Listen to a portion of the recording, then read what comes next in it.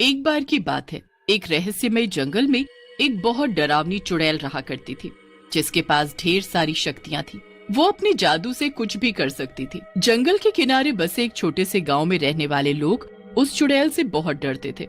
चुड़ैल हर रात को जंगल में घूमती थी और अपनी डरावनी आवाज में गाना गाया करती थी, जिसे सुनकर गांव के लोग डर जाया करते थे। कुछ लोगों ने मिलकर एक तांत्रिक को गांव में बुलाया था। बाबा जी, अब हम गांव वालों की जिंदगी आपके हाथ में है। आप हमें उस डरावनी चुड़ैल से बचा ले। आप चिंता मत करें, मैं इस चुड़ैल को अपने वश में करके एक बोतल में बंद कर दूंगा और फिर उस बोतल को समंदर में फेंक दूंगा। तांत्रिक जंगल में उस चुड़ैल को ढूंढने जाता है। तभी चुड़ैल गाना गाती उस जंगल में घूमने लगती है। तांत्रिक की आहट जैसे ही चुड़ैल के कान में पहुंचती है, वैसे ही वो गाना गाना बंद कर देती है। ये कौन है जिसने मेरे जंगल में घुसने की हिम्मत की है? चुड़ैल उस तांत्रिक को मौजूद देख गुस्से में आ जाती है। ए तांत्रिक, तेरी हिम्मत कैसे हुई कि तू मेरे जंगल में घुस आया? ए चुड़ैल, मैं तुझे यहाँ अपने वश में करने आया हूँ। मैं तुझसे बिल्कुल भी नहीं डरता हूँ। लेकिन तू अब डरेगा मेरी शक्तियाँ देखकर। चुड़ैल अपना जादुई मंत्र बोलती है और उस तांत्रिक को एक चींटी बना देती है। मुझसे कोई नहीं जीत सकता, कोई भी नहीं। मेरे जैसा कोई भी नहीं है। मैं ही सबसे ज्यादा शक्तिशाली हूँ। एक दिन गांव के किसी किसान का बकरा घूमते घूमते उस जंगल में चला जाता है। चुड़ैल रोज की तरह अपना गाना गाती हुई जंगल में घूम रही होती है, लेकिन तभी वो उस बकरे को जंगल में घूमते हुए देख लेती है। इस बकरे की इतनी हिम्मत जो ये मेरे जंगल में घुस आया, इसको तो मैं अभी बताती हूँ। जैसे ही चुड़ैल अपनी शक्तियों से उस बकरे के ऊपर वार करने वाली होती है, तभी उसकी नजरें बकरे की मासूम आंखों पर जाती है। वो देखती है कि उस बकरे के सफेद फर है, जिससे चुड़ैल उस बकरे के प्रति मोहित हो जाती है। ये बकरा कितना प्यारा है, इसकी आंखें और फर भी कितने प्यारे हैं। यही बकरा मेरे अकेलेपन को दूर करेगा। मैं इसे हमेशा अपने पास रखूंगी। चुड़ैल उस बकरे को अपने साथ अपनी झोपड़ी में ले जाती है और उसका ख्याल रखती है। उस दिन के बाद से चुड़ैल ने जंगल में आना बंद कर दिया। सारे गांव वाले ये सोचकर खुश हो गए कि चुड़ैल ने वो जंगल छोड़ दिया। चुड़ैल और उसका बकरा हमेशा साथ साथ रहा करते थे और उसको अच्छी घास खिलाया करती थी। एक दिन जब चुड़ैल सो रही होती है तो बकरा वहाँ से भागकर जंगल में घूमने लगता है। थोड़ी देर बाद जब चुड़ैल उठती है तो उसे कहीं भी उसका बकरा नजर नहीं आता। मेरा बकरा कहाँ चला गया? मुझे उसे झोपड़ी के बाहर ढूंढना होगा। चुड़ैल उस बकरे को बहुत ढूंढती है, लेकिन उसे बकरा कहीं नहीं मिलता है। आखिर मेरा बकरा कहाँ चला गया? कहीं वो मुझे छोड़कर तो नहीं चला गया? अब मैं अकेली क्या करूंगी? मुझे उसे जंगल में भी ढूंढना होगा। चुड़ैल उस बकरे को जंगल में ढूंढने चली जाती है। थोड़ी देर जंगल में ढूंढने के बाद उसे एक बकरे की आवाज आती है। चुड़ैल जंगल के थोड़ा आगे जाती है तो वो देखती है कि उसका बकरा आराम से जंगल में खेल रहा है। तो ये जाहिल बकरा यहाँ था। मैं इसे न जाने कहाँ कहाँ नहीं ढूंढा, और ये है कि यहाँ आराम से खेल रहा है। मैंने इसकी इतनी देखभाल की और ये मुझे ही छोड़कर चला गया। मैं इसे श्राप देती हूँ। इसके सफेद बाल अंधेरे जितने काले हो जाएंगे और इसकी मासूम आंखें डरावनी आंखों में बदल जाएंगी। कोई भी इसके डरावने रूप को देखकर इसके पास नहीं आएगा और ये भी मेरी तरह अकेला रह जाएगा। चुड़ैल के श्राप देने के बाद वो बकरा एक डरावना बकरा बन जाता है। चुड़ैल अपने बकरे को श्राप देने के बाद अपने आप को अपनी झोपड़ी में बंद कर देती है। अब वो श्रापित बकरा एक रात को गांव में घूमने आता है। सारे गांव वाले उसके रूप को देखकर डरने लगते हैं और उसे पत्थर मारकर भगाने लगते हैं।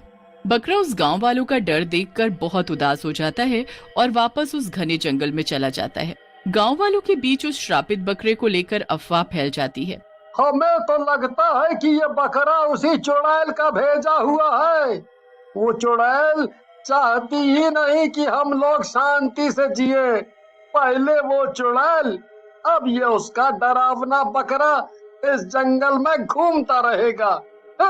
काफी सालों बाद एक सुमन नाम की शहरी लड़की सुकून की तलाश में उस गांव में ठहरने आ जाती है। सुमन बहुत ही बहादुर और साहसी लड़की थी। सुमन गांव में एक टेंट लगाकर अपनी सादगी से जिंदगी जीने लगती है। एक रात जब सुमन अपने टेंट के बाहर ठंडी हवा के मजे ले रही थी तो उसका ध्यान उस घने जंगल की तरफ चला जाता है। उसे वहाँ कुछ चमकता हुआ नजर आता है। अरे, ये जंगल में वो क्या चमक रहा है? कहीं यहाँ भेड़िया तो नहीं है? इसका पता मैं कल गांव के लोगों से करूंगी। अभी मैं जल्दी सो जा। सुमन सुबह जल्दी उठकर गांव वालों से पूछताछ करने निकल जाती है। नमस्ते अंकल जी, मैं आपके आशीर्वाद से बिल्कुल ठीक। अंकल जी, मुझे आपसे एक बात पूछनी थी। अंकल, ये गांव के पास वाले उस घने जंगल में क्या है? मैंने कल रात को वहाँ कुछ चमकता हुआ देखा था, वो क्या था?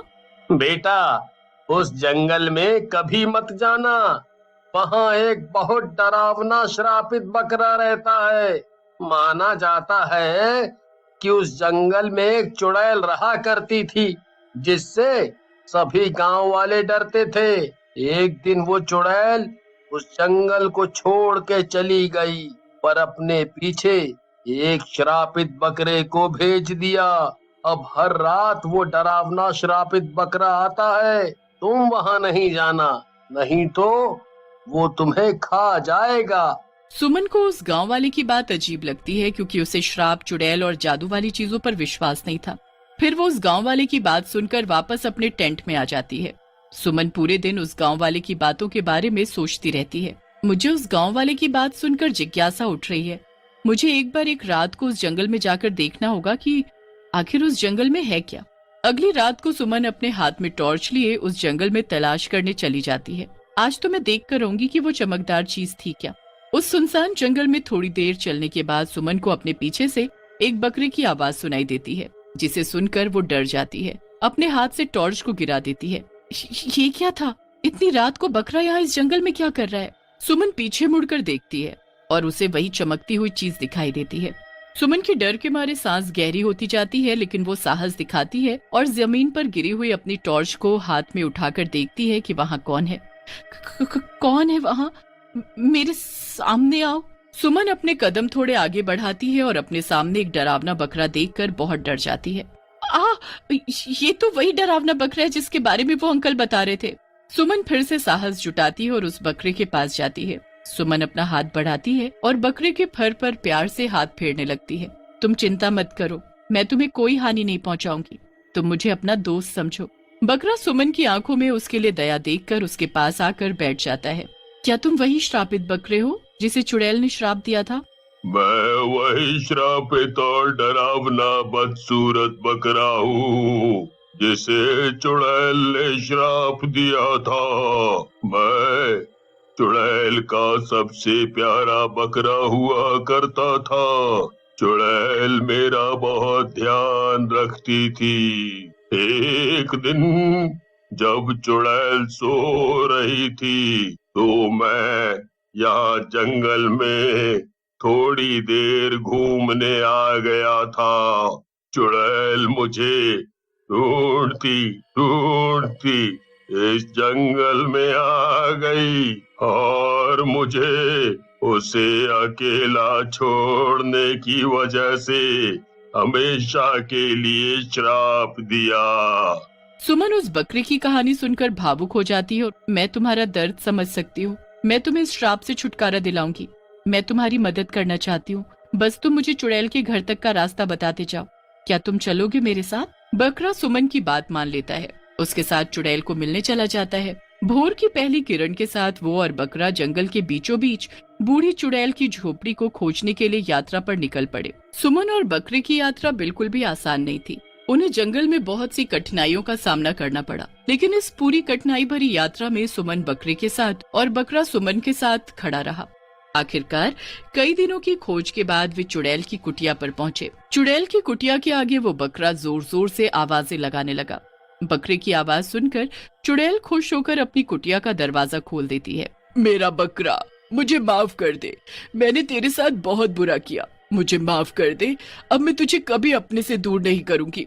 आपका बहुत बहुत शुक्रिया। मैं इतने सालों तक इस कुटिया में बंद अकेले बिना अपने बकरे के कैसे रही हूँ, वो मैं सिर्फ मैं ही जानती हूँ।